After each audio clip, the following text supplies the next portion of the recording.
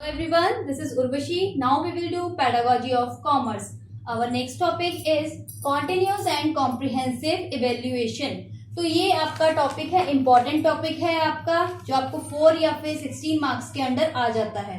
ठीक है, तो उसी के अकॉर्डिंग आप इस क्वेश्चन को प्रिपेयर करके जाना आपके ड्यूरिंग योर एग्जाम्स. तो सबसे पहले हम लोग बात करते हैं continuous and comprehensive evaluation. This is a particular process of evaluation which is school based. जो ये एवेल्युएशन है वो क्या है, स्कूल बेस्ड है. ठीक है, और in the act of right to education act 2009 में इसके बारे में बताया है कि जो स्कूल्स हैं इन द स्टेट गवर्नमेंट और सीबीएसई जो है इसे फॉलो करती है. तो ये हो गया. उसके बाद क्या आता है, इसका एम क्या है. इसका एम है टू गेट, या फिर कह सकते हैं overall development of the student, कि स्टूडेंट की ओवरऑल डेवलपमेंट करना इसका एम है. ठीक है, और उसके बाद सबसे पहले हम लोग बात करते हैं व्हाट इज कॉन्टिन्यूस. कॉन्टिन्यूस में इसका मतलब आ जाता है it refers to continuity and regularity of assessment during the whole session. During the whole session, पूरे के पूरे सेशन में स्टूडेंट्स की कह सकते हैं हम लोग असेसमेंट में उसकी चेक करेंगे कितनी कॉन्टिन्यूटी रेगुलरिटी रही है. ठीक है, उसके बाद जो आता है हमारा comprehensive. Comprehensive it refers to area of assessment which includes scholastic and co-scholastic. scholastic में क्या आ जाता है हमारा जो करिकुलर एक्टिविटीज होगी स्टूडेंट्स की, और co-scholastic में आ जाता है हमारा स्टूडेंट्स का एटीट्यूड, उसकी वैल्यूज, लाइफस्टाइल एक्सेट्रा. ठीक है, तो ये हो गया हमारा कॉन्टिन्यूस एंड कॉम्प्रिहेंसिव एवेल्युएशन. तो इसको जो एक्सप्लेन क्या फॉलोइंग पॉइंट्स कह सकते हैं हम लोग जो ध्यान में रखने होते हैं during the continuous and comprehensive evaluation. तो उसमें सबसे पहले आ जाता है हमारा ऑब्जेक्टिव बेस्ड. जो ये होता है इसका फर्स्ट पॉइंट आ गया हमारा objective based. The objective of teaching English include political, national, social, cultural, economical and regional aspects of the student.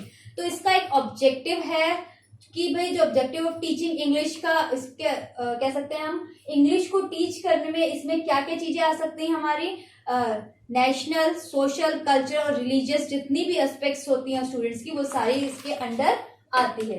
Next आ गया हमारा कॉम्प्रिहेंसिव. कॉम्प्रिहेंसिव में आप लोगों को बताया है मैंने क्या होता है. It means an assessment of overall personality of student regarding, कह सकते हैं ओवरऑल पर्सनैलिटी स्टूडेंट की कैसी है, like listening, their writing skill, their reading skills. ठीक है, ऑरली जैसे टेस्ट लिया अगर हमने तो वो कैसा है स्टूडेंट का, कॉम्प्रिहेंसिव में ये एक्सप्लेन किया जाता है. सेकंड आ जाता है कॉन्टिन्यूस. कॉन्टिन्यूस में क्या आ गया हमारा, continuous evaluations help in the teacher in understanding better effect of their learning, better effect the teaching. जो कॉन्टिन्यूस में आ जा गया हमारा कि बेटर इफेक्टिव लर्निंग क्या है टीचिंग की. ठीक है, थर्ड आ गया, फोर्थ आ गया हमारा कॉन्टिन्यूस में ये भी देखा जाता है कि रेगुलरिटी कितनी है ड्यूरिंग द असेसमेंट, स्टूडेंट्स की कितनी रेगुलरिटी है. ठीक है, ये नेक्स्ट पॉइंट है जो हमारा evaluation of scholastic test.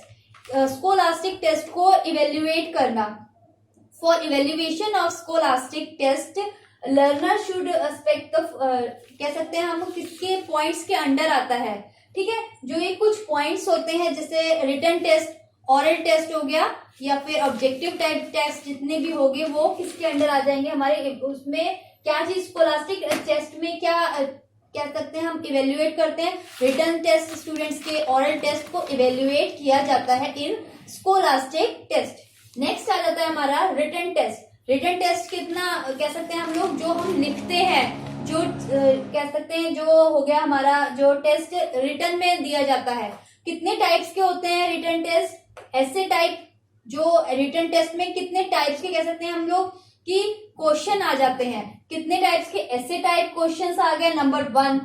Second आ गया हमारा शॉर्ट आंसर, एंड नंबर 3 आ गया हमारा ऑब्जेक्टिव टाइप टेस्ट. ये जो 3 हो गए हमारे जो किसके अंडर आते हैं हमारे रिटन टेस्ट के अंदर.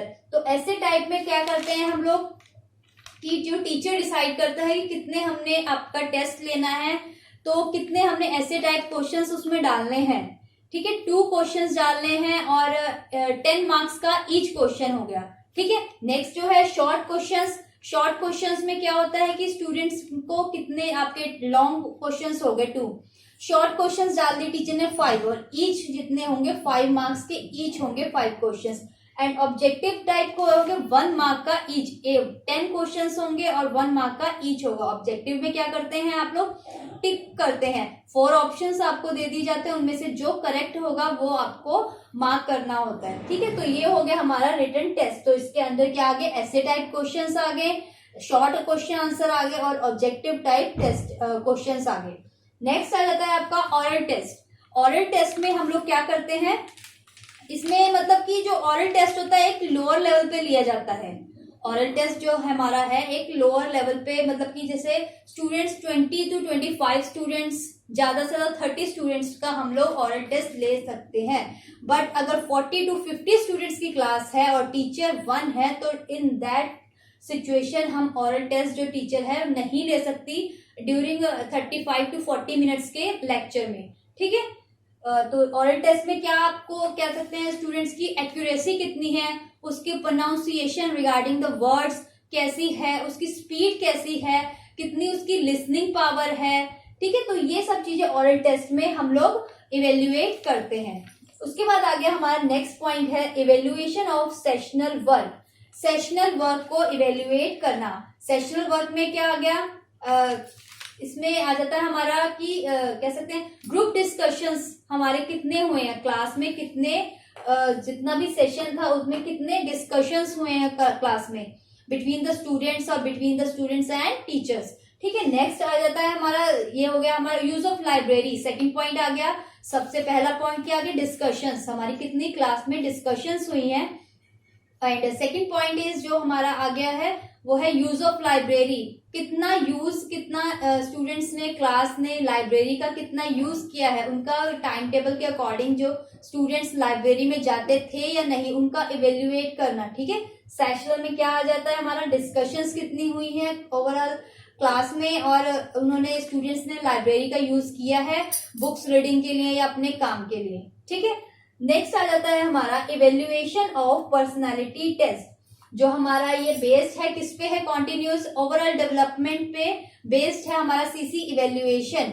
ठीक है, तो इसमें एक पॉइंट जो होता है वो है personality, evaluation of personality. Evaluation जो पर्सनालिटी की होती है वो भी बहुत जरूरी है कि स्टूडेंट का बिहेवियर कैसा है। पर्सनालिटी में क्या आ गया, उसका बिहेवियर, उसका नेचर जो इवेल्युएट करा जाता है, जो एक टीचर ही जो उसकी क्लास टीचर होगी वही ढंग से इवेल्युएट कह सकते हैं हम लोग कर सकती है, क्योंकि जो आपकी क्लास इंचार्ज होती है उसे ही अपने स्टूडेंट्स के बारे में, एक एक पर्टिकुलर स्टूडेंट्स के बारे में उनका बिहेवियर, उनका नेचर पता होता है कि वो कैसा स्टूडेंट है, उसका क्या किस चीजों में इंटरेस्ट है, किस में नहीं है, स्टडीज में ज्यादा इंटरेस्ट है या स्पोर्ट्स में या गेम्स में, कंपटीशन में पार्टिसिपेशन उसका कैसा है। ठीक है, उसकी पर्सनालिटी ओवरऑल कैसे इवेल्युएट की जाती है। ठीक है, पर्सनालिटी जो है वो भी इवेल्युएट की जाती है स्टूडेंट्स की इन सीसी इवेल्युएशन। ठीक है, नेक्स्ट हमारा जो लास्ट पॉइंट है इसमें evaluation of social and physical development. Social and physically जो स्टूडेंट है उसकी डेवलपमेंट कैसी है, सोशली वो स्टूडेंट्स के साथ या टीचर्स के साथ, अपने जूनियर्स या सीनियर्स के साथ कैसे इंटरेक्ट करता है या नहीं। कई स्टूडेंट्स होते हैं जो शाई नेचर के होते हैं। ठीक है, तो उन लोग जो स्टूडेंट्स का वो पर्टिकुलर एक कह सकते हैं हम लोग लिमिटेड एरिया में रहना पसंद करते हैं, बट कुछ स्टूडेंट्स होते हैं जो अपने सीनियर से भी अपना इंटरेक्शन अच्छा रखते हैं, अपने जूनियर के साथ भी फ्रैंक नेचर का होता है। ठीक है, तो ये जो सोशली जो है डेवलपमेंट वो भी बहुत जरूरी है। इसमें सीसी इवेल्युएशन में हमें स्टूडेंट्स की सोशली उनका बिहेवियर कैसा है, इंटरेक्शन कैसा है, ये भी बहुत ध्यान में रखना चाहिए। टीचर्स को कह सकते हैं या फिर जो स्कूल बेस्ड है तो सारी जो टीचर की रिस्पॉन्सिबिलिटी कह सकते हैं हम लोग है कि स्टूडेंट जो है हमारा सोशली इंटरेक्ट हो रहा है या नहीं। ठीक है, और नेक्स्ट आ जाता है हमारा फिजिकल डेवलपमेंट। स्टूडेंट की फिजिकली डेवलपमेंट कैसा है, फिजिकल फिटनेस कैसी है, क्या वो स्पोर्ट्स गेम्स कंपटीशन जितने भी हो रहे हैं उसमें वो पार्टिसिपेट करता है या नहीं। जो उसकी फिजिकल डेवलपमेंट है ड्यूरिंग कह सकते हैं इन क्लास। ठीक है, क्या उसका मतलब कि कितना एक्टिव है स्टूडेंट, अपने सभी चीजें अपनी फिजिकली अपनी प्रेजेंस सबको क्या कहते हैं ध्यान में रखता है या नहीं। ठीक है, टीचर्स का ड्यूटी है फिजिकली डेवलपमेंट, फिजिकली स्टूडेंट्स कैसे फिट है, उसका किस चीजों में इंटरेस्ट है, फिजिकली जो इतने भी टास्क होते हैं स्कूल में उसमें वो पार्टिसिपेट करता है या नहीं। ठीक है, तो ये हमारे जो पॉइंट्स हो गए सीसी इवेल्युएशन के, एक इम्पॉर्टेंट पॉइंट्स है जिनको ध्यान में रख के ये सीसी इवेल्युएशन के अंडर आते हैं। ठीक है, तो ये हो गए हमारे कुछ पॉइंट्स। उसके बाद हम लोग बात करते हैं इसके मेरिट्स की। ठीक है, मेरिट्स में क्या आ जाता है, हमारा एक छोटा सा टॉपिक है, उसमें आ गया हमारा जैसे good test inspire the students. ठीक है, मेरिट्स में क्या आ गया हमारे good test inspire the student. जैसे स्टूडेंट्स की जितनी भी कह सकते हैं हम लोग, टीचर ने कोई टॉपिक पढ़ाया है, ठीक है, तो वो उसको कितना समझ आया है, कितना स्टूडेंट इंटरेक्ट हुआ है क्लास में, उसको समझने में उसकी एक्टिविटीज कैसी थी, स्टूडेंट ने टीचर्स की अटेंशन ली है या नहीं, टीचर्स की अटेंशन क्रिएट करी है नहीं, कि जो टीचर आपको पढ़ा रहा है वो आपको स्टूडेंट को समझ आया या नहीं। ठीक है, अगर उसके बाद जो टेस्ट आपने पर्टिकुलर टीचर ने एक टेस्ट लिया, आपने जो लास्ट टॉपिक करवाया था, स्टूडेंट्स को अगर वो समझ आया है, उनकी अंडरस्टैंडिंग हुई है रिगार्डिंग द टॉपिक, तो वो अगले दिन जब टेस्ट लेगी टीचर तो वो कह सकते हैं इंस्पायर होगा उस टेस्ट से कि हाँ मुझे कल मैम ने ये टीचर ने पढ़ाया था तो मुझे समझ आया, तो मैं न्यू इनोवेटिव आइडियाज भी उसमें टॉपिक में अपने एग्जाम्पल्स न्यू कह सकते हैं इंक्लूड कर सकता हूँ। ठीक है, नेक्स्ट पॉइंट आ जाता है हमारा students studying for different courses will become regular and punctual. Students अगर डिफरेंट कोर्सेज अपने स्कूल में पढ़ता है तो वो रेगुलर और पंचुअल भी रहता है। ये नहीं है कि फर्स्ट पीरियड आपका मैथ्स का लग गया तो बच्चा 8th पीरियड तक सिर्फ मैथ्स ही कर रहा है, अगर वो ऐसे ही कंटिन्यू 8th पीरियड तक मैथ्स करता रहेगा तो वो बोर हो जाएगा। तो डिफरेंट कोर्सेज जो होते हैं पूरे दिन के शेड्यूल में, टाइम टेबल में टीचर्स को इंक्लूड करना चाहिए, जिससे स्टूडेंट जो है रेगुलर भी रहे स्कूल में या क्लास में और पंचुअल भी रहे। जैसे फर्स्ट पीरियड आप लोगों ने मैथ्स का लग गया, नेक्स्ट हमारा इंग्लिश का लग गया, उसके बाद गेम्स या स्पोर्ट्स का या म्यूजिक का कुछ ऐसा योगा का लग गया, जिससे माइंड जो है स्टडी से हटके थोड़ा सा कहीं और भी गया है। ये नहीं सारा दिन पढ़ाई नहीं करनी चाहिए। ठीक है, जो इसी से अगर कह सकते हैं जो एक पर्टिकुलर एक अच्छा टाइम टेबल कह सकते हैं टीचर्स को प्रिपेयर करना चाहिए स्टूडेंट्स के रिगार्डिंग की स्टूडेंट का इंटरेस्ट पढ़ाई में और गेम्स में, फिजिकली और सोशली भी सभी चीजों के साथ इंटरेक्ट रहे, पंचुअल रहे, रेगुलर रहे। ठीक है, नेक्स्ट आ जाता है teachers knows more about student, the assessment made bye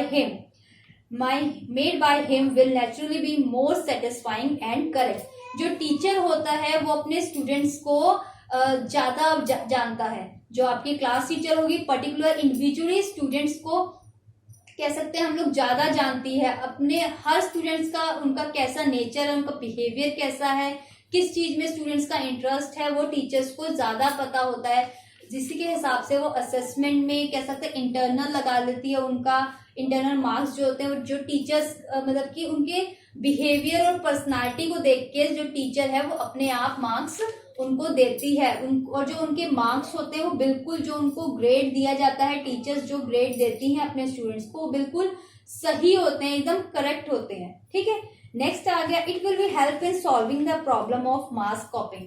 problem solve करता है। ठीक है, इसका मेरिट हो गया सीबीएसई एवेल्युएशन का कोई भी कहते हैं टॉपिक है रिगार्डिंग किसी भी टॉपिक के रिगार्डिंग स्टूडेंट्स को प्रॉब्लम है कुछ है तो वो अपने जो प्रॉब्लम सॉल्व है वो किससे करवाता है, अपनी टीचर से।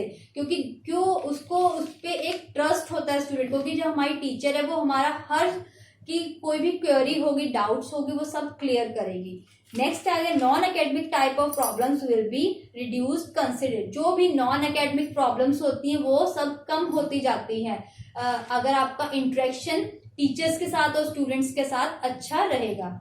नेक्स्ट आ गया हमारा point, last point is the problem of indiscipline will be remain subsidy. जो इनडिसिप्लिन की प्रॉब्लम्स आती है between the students and teacher वो भी एक क्लियर होती रहती है, एक रिड्यूस कम होती रहती है। ठीक है, जो स्टूडेंट्स हैं उनका बिहेवियर जो है टीचर ऑब्जर्व करती है तो उसके थ्रू टीचर्स को पता चल जाता है कि इसके अंदर प्रॉब्लम है कि हाँ ये बच्चा जैसे कोई शरारती है तो उसको कैसे टैकल करना है, कैसे उस बच्चे के अंदर गुड हैबिट्स डालनी है। ठीक है, उसमें थोड़ा टाइम जरूर लगता है, बट धीरे धीरे जो स्टूडेंट होता है वो उसका कह सकते हैं हम लोग नेचर या बिहेवियर भी चेंज हो जाता है कभी कभी। ठीक है, तो ये हमारे कुछ हो गए मेरिट्स हो गए सीसी इवेल्युएशन के। ठीक है, इसके रिगार्डिंग आपको कोई डाउट्स हो, क्वेरीज हो, तो आप मुझे कमेंट सेक्शन में मैसेज कर दीजिएगा। ठीक है, तो और ये एक इम्पॉर्टेंट टॉपिक है आप लोगों का, तो प्लीज इसे ढंग से पढ़ के आप लोग जाइए। कोई क्वेरी हो तो आप लोग मुझे मैसेज कर दीजिएगा। Okay, thank you everyone.